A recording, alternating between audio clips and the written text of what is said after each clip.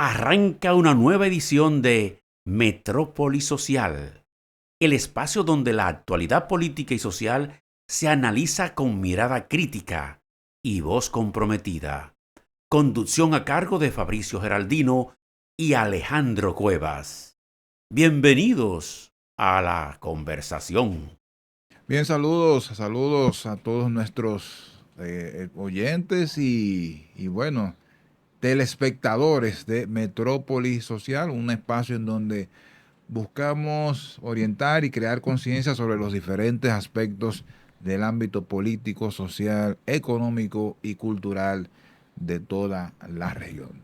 Sí, es. Saludos, señor Alejandro Cuevas. Saludos, Fabricio Geraldino, y a todos los que nos estén escuchando a la hora que sea, sea de noche, de día, de tarde. Muy buenas a todos. Esto es Metrópolis Social, esta es una ventana de corte sociocultural político, donde abarcamos todos los temas concernientes a la sociedad, al sentido humano. Alejandro, muchos temas importantes en el cual estaremos desglosando en el día de hoy. Así es, estaremos dando una revisión a todo el acontecer político, especialmente vamos a tocar el tema de la sociedad en Medio Oriente, específicamente la nación palestina, todo lo que ha atravesado, todo lo que ha tenido que sufrir como nación para poder estar enmarcada en marcada en el globo de naciones vamos a decir, reconocidas a nivel mundial por organismos mundiales, por organismos de las grandes potencias. Y lo que ha sido es un juguete en las manos de las grandes potencias. También vamos a tener una cápsula de orientación industrial a cargo de Fabricio Geraldino. Yo estaré también con una cápsula de corte histórico y, como bien hemos dicho, Metrópolis Social es una mirada hacia una ventana de todos los temas de índole sociocultural y político que nos atañe a todos. Así es. Así que vamos a hacer una breve pausa y retornamos con más de Metrópolis Social. Tenemos que hablar necesariamente de la situación del conflicto entre Israel y Palestina. Un conflicto que viene desarrollándose desde hace varios siglos, pero que se ha recrudecido en los últimos 2 años. Palestina, la tierra prometida, según establecen los judíos y sus descendencias. Palestina, también la tierra en donde los árabes musulmanes tuvieron asentamientos por muchas décadas y por ende entienden que ese es un espacio que legítimamente les corresponde. En este conflicto que, como hemos indicado, data desde hace muchos siglos, ha intervenido de manera poco oportuna y hasta ineficaz los organismos internacionales, las potencias internacionales. Recuerden que Palestina estuvo bajo el protectorado del Reino Unido hasta poco después de la Segunda Guerra Mundial. Después de ahí, con la Declaración de Balfour, en donde el Reino Unido estableció la necesidad de crear un Estado judío en ese lugar. Y posteriormente, con la Declaración de Naciones Unidas, en el 1947, en donde se establece el plan para crear 2 estados. El Estado judío, el Estado de Israel y el Estado palestino. Pero posteriormente, ¿qué ha pasado? Y es que los mismos conflictos internos entre los países árabes y de los países árabes para con Israel ha imposibilitado que se pudiese o que se pueda tener un Estado palestino. ¿Por qué? Bueno, los palestinos dicen que Israel a los judíos no les corresponde esa parte en donde están asentados. Sin embargo, los judíos dicen que los palestinos están ocupando parte de su tierra prometida. Los judíos, con la llamada, con el llamado movimiento sionista, que fue un movimiento que introdujo el derecho de los judíos para tener una nación, para tener un estado. Hasta ese entonces se entendía que el judío era solamente un concepto religioso. Y por eso, entre muchas otras cosas, los judíos eran básicamente desechados, eran expulsados de donde estaban. Y esto se acrecentó más después de lo que ocurrió con la Alemania de Hitler. Entonces, ¿qué pasó con ese movimiento sionista?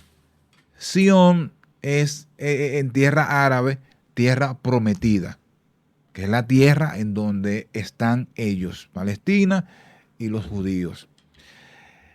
Muchos judíos desde el 1882 en adelante empezaron a emigrar hacia esa parte del mundo bajo la influencia del movimiento sionista. Posteriormente siguieron con mayor fortaleza haciendo asentamientos en esa parte del mundo, llegando a tener hasta antes de la Segunda Guerra Mundial alrededor de un 30% de población judía en Palestina. Ya eso fue generando cierto nivel de descontento entre la población musulmana y los países árabes. ¿Qué pasó? Que posteriormente, cuando se declara el Estado de Israel, hay una parte que era ocupada por los palestinos que quedó a manos del Estado israelí. Más o menos 700,000 árabes que quedaron desplazados. Pero también asimismo ocurrió con judíos que vivían en esa parte del mundo que quedaba en manos del Estado no reconocido llamado Palestina. Y es por eso que Israel, para proteger sus intereses, empezó a crear más asentamientos para proteger los intereses suyos como Estado, así como los de aquellos que estaban ahí en esa parte del territorio. Pero que resulta que posteriormente vino la división entre el mundo árabe. Y ahí vino entonces situaciones con la península de Sinaí, situaciones con la Franja de Gaza. La Franja de Gaza se utilizaba como un mecanismo para que los palestinos invadieran, por decirlo así, a Israel y causaran fracturas en su seguridad pública. Y es por eso que el Estado israelí comete acciones como las del Líbano en el 1982, que muy cuestionado por la comunidad internacional, pero desde el punto de vista de seguridad pública de ese Estado, también hay que entenderlo, hay que ver las dos partes de la moneda. Pero eso a su vez produjo que se generara las intifadas. Las intifadas, movimientos revolucionarios y violentos por parte de los palestinos con la justificación de evitar que Israel siguiera adentrándose en la tierra palestina. Ahí es que entra Yasser Arafat con el Frente de Liberación Palestina, La OLP. La OLP, que muchos de los organismos internacionales lo consideraron, y países de Occidente consideraban esta organización una organización terrorista. Terrorista, y en sus inicios era terrorista, ciertamente. Pero Yasser Arafat, al ver el contexto mundial, habiendo transcurrido ciertos años, en vez de ser violento, fue un ente de moderación, fue un ente de paz. Y por eso en el 1993, él reconoció el Estado, el Estado de Israel. Sí, los acuerdos de Camp David, Sí, que se firmaron junto con Bill Clinton, que fue refrendado en Oslo, exacto. junto con el primer ministro de aquel entonces, que era Isaac Rabin, Sí, que fue asesinado. que fue Bueno, asesinado. los dos fueron asesinados, porque Sí. más adelante Yasser Arafat también fue víctima de un atentado que le costó la vida. Y eso fue producto por las diferencias internas que tenían en relación hacia el tratamiento que se le debía dar a Israel. Y de ahí sale Hamas.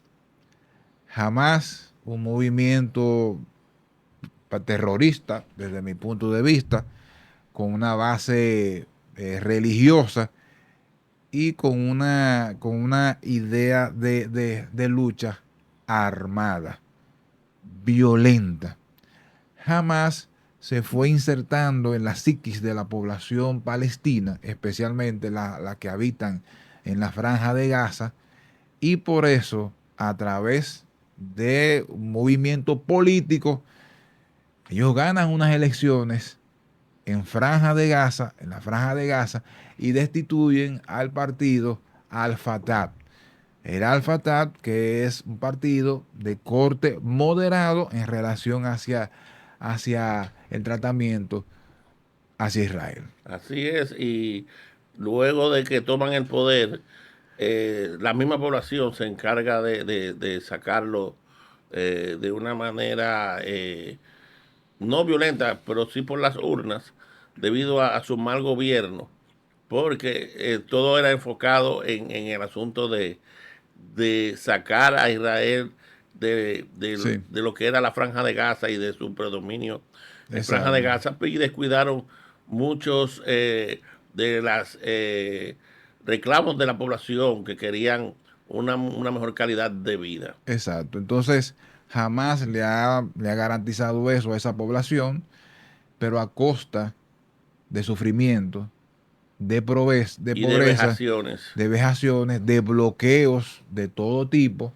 porque teniendo Israel un movimiento como Hamas en su frontera, pues obviamente ha bloqueado todo tipo de interacción comercial o humana para con esos habitantes, que son más de 1 millón de Sí. habitantes en la franja de Gaza. Pero también yéndonos del lado de Israel, tenemos que ver que también en Israel el ala radical de los sionistas ha tomado el poder como un Benjamín Netanyahu, que Sí, es a todas costas luces el líder indiscutible de Israel y el que por el cual es la voz de los extremistas sionistas. sí, sin Ese no dudas, tiene, sin dudas. no tiene que ver que tú sea lo que sea, pero él, lo del reclamo de él es exterminio total de la población de la nación palestina y recuperar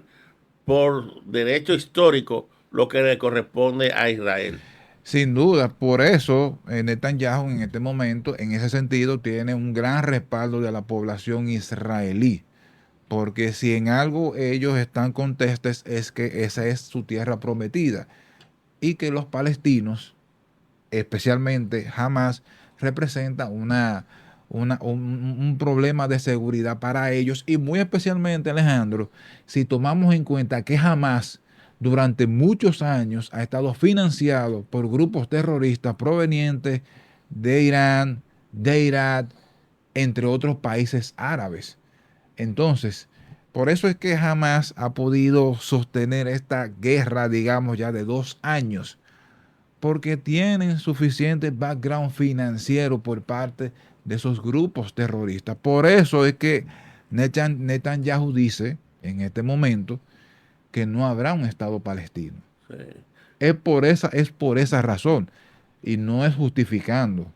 No es justificando. Incluso hay cosas de lo que ha hecho Israel ahora que entiendo que son desproporcionados de pies a cabeza, totalmente desproporcionados, pero hay que ver las dos varas, las dos caras de la moneda. No, y también hay que hacer notar que ya que hablamos de un primer acuerdo de paz, firmado de paz, y haciendo un poquito de historia, porque esto es metrópoli social y debemos de llevar también educación a aquellos que nos están viendo.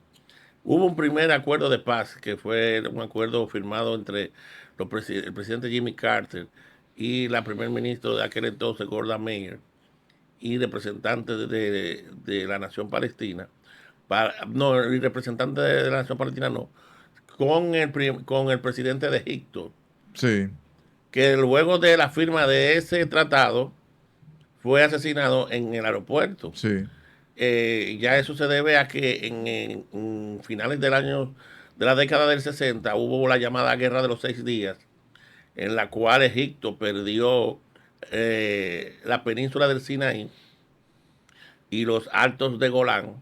sí. Y después de ese acuerdo, Israel se compromete a devolver el alto de Golán y la península del Sinaí a Egipto. Y Egipto y Israel llegan a un acuerdo de reconocimiento y de aceptación.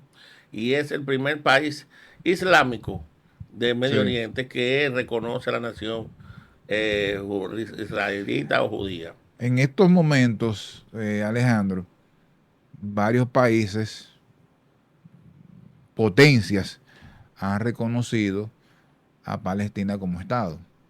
Gran Bretaña, perdón, Reino Unido, Francia, Australia, entre otros. Esto representa, aunque sea de manera simbólica, un, un, un claro mensaje de advertencia hacia Israel, especialmente, de que debe dar las condiciones para que se reconozca formalmente el Estado palestino. Hay, hasta el momento han habido más de 140 países, 147 si no me equivoco, que reconocían a Palestina como Estado. Pero formalmente todavía no se le ve como tal. Entonces, al hacer esto, estas potencias ha tenido la reacción del primer ministro Netanyahu, diciendo que eso podría traer consecuencias nefastas para la seguridad y para el comercio de esos países. Obviamente es un tema más que nada de, de, digamos que de retaliación, por decirlo así, de Israel al verse acorralado por la creciente ola de países en todo el mundo que están reclamando para que Palestina tenga su estado y que para que al mismo tiempo pare lo que está pasando en la franja de Gaza. Pero aquí tenemos que ver dos cosas, Alejandro. Una de esas es que ciertamente lo de la franja de Gaza es terrible. Decenas de miles de muertos, incluyendo civiles, niños. Bueno, una Un desgracia total. genocidio. Sí, exacto. Sin embargo, también hay que tomar en consideración que una parte fundamental de la estructura terrorista de Hamas está fundamentada en túneles, en un complejo sistema de túneles, que es donde hacen sus operaciones de contrabando, de comercio, o sea, de todo. Entonces, no es posible para Israel o para cualquier otro país tener una verdadera seguridad en su entorno sin antes destruir esos túneles. Entonces, por eso es que digo que hay que ver siempre las dos caras de la moneda. Y por eso es que entiendo que acá la comunidad internacional ha pecado por irresponsable, por dejar que este conflicto se mantenga en el tiempo sin tener una decisión firme de que se termine de una vez y por todas. De una vez y por todas. Porque por donde usted vaya en este sentido, usted va a encontrar razones de peso y de pesos para ambos lados. Unos más, otros menos. Pero las vas a encontrar. Entonces, por eso es que muchos dicen, ¿para qué sirve la ONU? ¿Para qué sirve? ¿No? Y muchos también se van a favor de uno y a favor de otro, ya que es bien sabido que el padre protector de la nación israelí son los Estados Unidos de Norteamérica. Sí, pero incluso Trump eh, se ha mostrado en desacuerdo con las acciones que ha tomado Netanyahu en los últimos Por tiempos. ejemplo, esa acción que tomó contra Qatar. Sí, Israel indica que son acciones militares tomando en consideración el trasiego de terroristas que pasan de esos países y que pudiesen llegar hacia Israel. Puede ser trasiego de personas, trasiego de armas, trasiego de tecnología, en fin, no es descabellado la idea.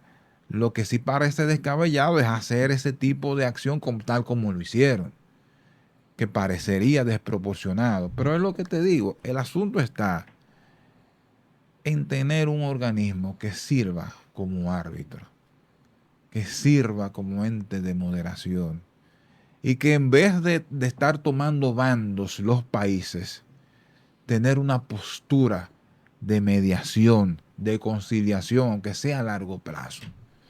Esa es la única manera de que en algún momento este conflicto que tiene raíces históricas y religiosas pudiese terminar. ¿No? Y así parar eh, tanto desacuerdo en una nación, en unas tierras tan bañadas de sangre históricamente desde tiempos de la Biblia y donde el Medio Oriente es el padre o la cuna de las religiones más grandes Sí, que tiene la civilización eso, actualmente, que es la islamita o la musulmana y la judeo-cristiana, sí. nacen del Medio Oriente.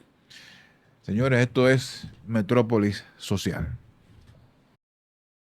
En Metrópolis Social vamos a conversar sobre algunos aspectos que son de importancia para la industria manufacturera en sentido general. Siempre es importante, y siempre lo hemos recalcado, que cualquier tipo de emprendimiento o de negocio que usted vaya a llevar a cabo, siempre tiene que observar lo que está pasando a su alrededor. Tiene que observar las variables nacionales e internacionales. Por ejemplo, la semana pasada, la Unión Europea, a través de Ursula von der Leyen, estableció y anunció una serie de programas de ayuda a incentivar al sector industrial manufacturero, tomando muy en cuenta los aspectos de innovación y de sostenibilidad. Programas y anuncios que han traído una serie de, digamos que de cuestionamientos a favor y en contra, porque tienen que ver muy especialmente con los temas de la carrera tecnológica en el ámbito automovilístico, también con lo que tiene que ver con los temas medioambientales, que de cierta forma ha traído consecuencias económicas negativas para la mancomunidad económica europea. Pero ¿por qué es importante tomar esto en consideración? Porque de aprobarse este tipo de propuestas en la Unión, o por lo menos en una parte de la Unión, pudiese estarse replicando en otras partes del mundo, y muy especialmente en lo que tiene que ver con los temas de sostenibilidad medioambiental. Por eso, hoy en día, al momento de usted emprender un proyecto de cualquier índole o de llevarlo a cabo, siempre debe tomar en cuenta los aspectos relacionados al medio ambiente, a la responsabilidad social, a la responsabilidad para con los trabajadores. Por eso hablamos del fair trade, que involucra también el trato hacia los consumidores y también cómo tú tratas hacia a tus trabajadores, que no sean condiciones esclavizantes, condiciones inhumanas en sentido general. y todo lo que tiene que ver con el tema de sostenibilidad, que no solamente tiene que ver con lo relacionado con los plásticos, sino también con cualquier otro elemento que se entienda que de una forma u otra pudiese afectar al medio ambiente. Yo soy uno de los que entiende que tampoco debemos exagerar los puntos relacionados al cambio climático, como entiendo sí lo hacen algunas organizaciones internacionales, pero sí es importante mostrar cuidado, mostrar apoyo y mostrar empatía para con todos los seres humanos que habitan en este ecosistema, es decir, en el planeta Tierra. Así que estos son elementos importantes que todo el sector industrial manufacturero debe tomar en consideración para emprender un proyecto empresarial y para llevarlo a cabo. Esto es Metrópolis Social. Muy buenas a todos los que nos están sintonizando, sea de día, sea de noche. Muy buenas a la hora que sea. Alejandro Cuevas aquí con Metrópolis Social y tenemos esta sesión que es el personaje histórico. Y vamos a traer un personaje histórico dominicano contemporáneo, un líder juvenil ido a destiempo, vilmente asesinado, que se trata de Amin Abel Hasbún. Amin Abel Hasbún nace un 12 de octubre de 1942 y en 1958 se gradúa de ingeniero civil summa cum laude en la Universidad Autónoma de Santo Domingo.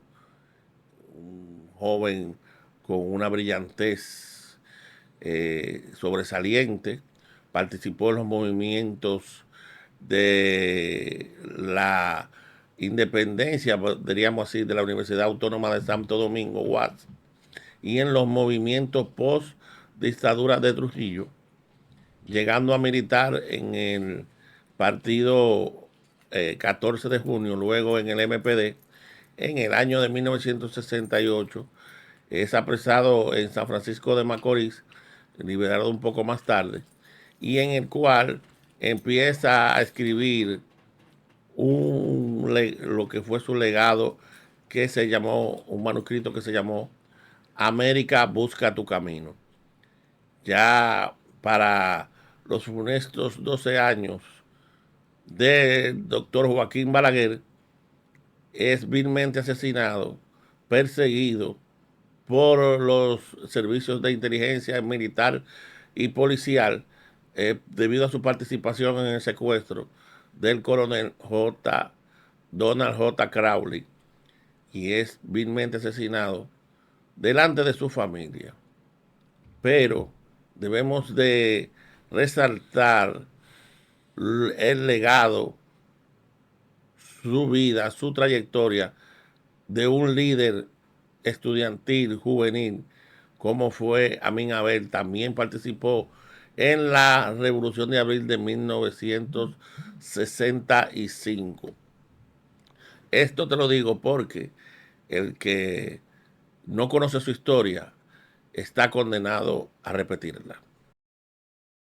Bueno, Alejandro, con esto le damos punto final a esta edición de Metrópolis Social, no sin antes recordarles a todos nuestros televidentes y ¿No? Y oyentes suscriptores, y suscriptores, sí, exactamente. recuerden darle like y activar la campanita, suscríbanse, y cualquier pregunta, cualquier sugerencia, escríbanos a nuestro correo metropolisocial@gmail.com. Así es. Así que gracias por su audiencia y nos vemos en un próximo contenido. Bye bye. Ya termina Metrópolis Social, donde la palabra se hizo pulso y la actualidad se desnudó sin filtros ni adornos, con Fabricio Geraldino y Alejandro Cuevas al timón. Hemos navegado por las corrientes político-sociales que definen nuestros tiempos.